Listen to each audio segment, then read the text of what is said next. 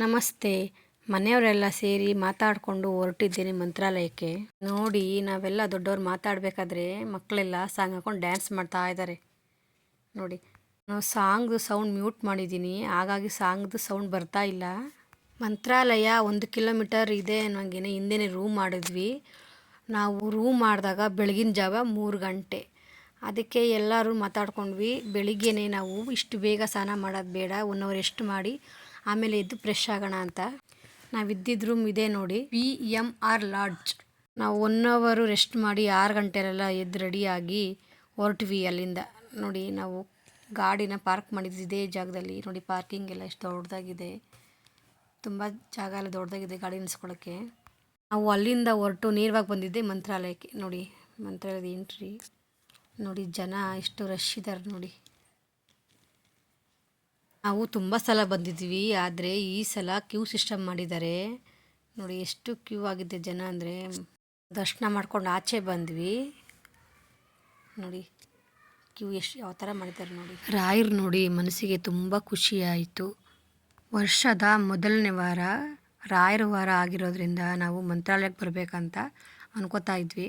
ಅದಿಷ್ಟು ಬೇಗ ನೆರವೇರುತ್ತೆ ಅಂತ ಅಂದ್ಕೊಂಡಿರಲಿಲ್ಲ. ನಾವು ರಾಯರ ದರ್ಶನ ಮುಗಿಸ್ಕೊಂಡು ನೆಕ್ಸ್ಟ್ ಬಂದಿದ್ದೆ ಅಭಯ ಆಂಜನೇಯ ದೇವಸ್ಥಾನಕ್ಕೆ. ಹಾಗೆ ಆಂಜನೇಯ ಸ್ವಾಮಿ ದೇವಸ್ಥಾನ ನೋಡಿಕೊಂಡು ಮುಂದೆ ಬಂದಿದ್ದು ಪಂಚಮುಖಿ ಆಂಜನೇಯ ದೇವಸ್ಥಾನಕ್ಕೆ. ಬಂದಾಗ ದೇವಸ್ಥಾನದ ಬಾಗಿಲು ಕ್ಲೋಸ್ ಆಗಿತ್ತು. ಆಮೇಲೆ ಅಲ್ಲಿರೋರು ಹೇಳಿದ್ರು ಸೈಡಿಂದ ಹೋಗಿ ಓಪನ್ ಆಗಿದೆ ಅಂತ. ಸರಿ ಅಂತೇಳಿ ನಾವು ದರ್ಶನ ಮಾಡಿಕೊಂಡು ನಾವು ದರ್ಶನ ಮುಗಿಸ್ಕೊಂಡು ಆಚೆ ಬಂದ್ವಿ. ಮತ್ತು ನಾವು ಅಲ್ಲಿಂದ ಬೃಂದಾವನಕ್ಕೆ ಬಂದ್ವಿ ನೋಡಿ. ನೀರು ನಾವು ಫಸ್ಟ್ ಬಂದಾಗ ನೀರಿಷ್ಟು ಇರಲಿಲ್ಲ, ಇವಾಗ ನೋಡಿ ನೀರು ಇವಾಗ ಸ್ವಲ್ಪ ಜಾಸ್ತಿ ಬಂದಿದೆ. ನೀರು ನೋಡ್ಕೊಂಡು ಹಾಗೆ ಮುಂದೆ ಬಂದ್ವಿ ನೋಡಿ. ಇವಳು ಅತ್ತೆ ವಿಡಿಯೋ ಮಾಡ್ತಾಯಿದ್ದೀರಾ ಅಂತೇಳಿ ಕ್ಯೂಟಾಗಿ ಸ್ಮೈಲ್ ಮಾಡ್ತಾ ಇದ್ದಾಳೆ. ಎಲ್ಲ ನೋಡಿಕೊಂಡು ಮುಂದೆ ಬಂದ್ವಿ. ಬೃಂದಾವನ ನೋಡೋಣ ಅಂತ ಬಂದ್ವಿ ನೋಡಿ. ಇಲ್ಲೂ ಎಷ್ಟು ರಶ್ ಇದ್ರು ಅಂದರೆ ಜನ, ಎಲ್ಲ ಕಡೆನೂ ರಶ್ ಇತ್ತು. ವೀಕೆಂಡ್ ಆಗಿರೋದ್ರಿಂದ ಎಲ್ಲ ಕಡೆ ರಶ್ ಇದ್ರು. ಹಾಗೆ ನಾವು ಬಿಚ್ಚಲಮ್ಮ ಟೆಂಪಲ್ಗೆ ಬಂದ್ವಿ.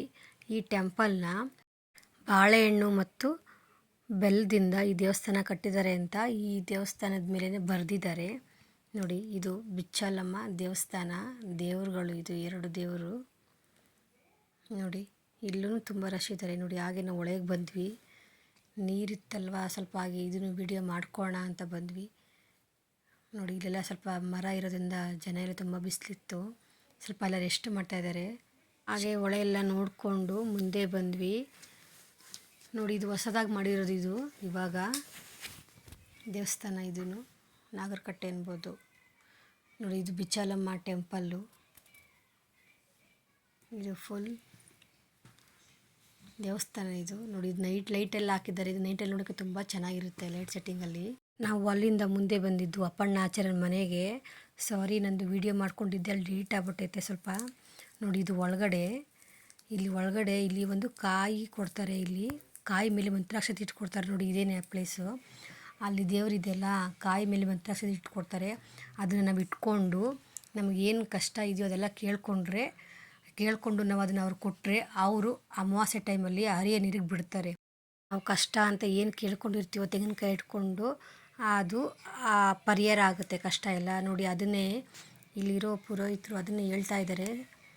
ಇಲ್ಲೆಲ್ಲ ನಿಂತ್ಕೊಂಡು ನಾವು ಅದನ್ನೇ ಕೇಳ್ತಾ ಇರೋದು. ನಾನು ವೀಡಿಯೋ ಮಾಡ್ಕೋತಾ ಇದ್ದೆ ನೋಡಿ, ಅದನ್ನೇ ಹೇಳ್ತಾ ಇದ್ದಾರೆ ಅವರು ಪುರೋಹಿತರು. ಹೇಳ್ತಾ ನಾನು ವೀಡಿಯೋನ ಎಂಡ್ ಮಾಡ್ತಾ ಇದ್ದೀನಿ. ನನ್ನ ವೀಡಿಯೋ ಇಷ್ಟ ಆಗಿದ್ರೆ ಲೈಕ್ ಮಾಡಿ, ಸಬ್ಸ್ಕ್ರೈಬ್ ಮಾಡಿ ನೋಡಿ. ನಾವು ಇಷ್ಟು ಜನ ಮಂತ್ರಾಲಯಕ್ಕೆ ಹೋಗಿದ್ದಿದ್ದು.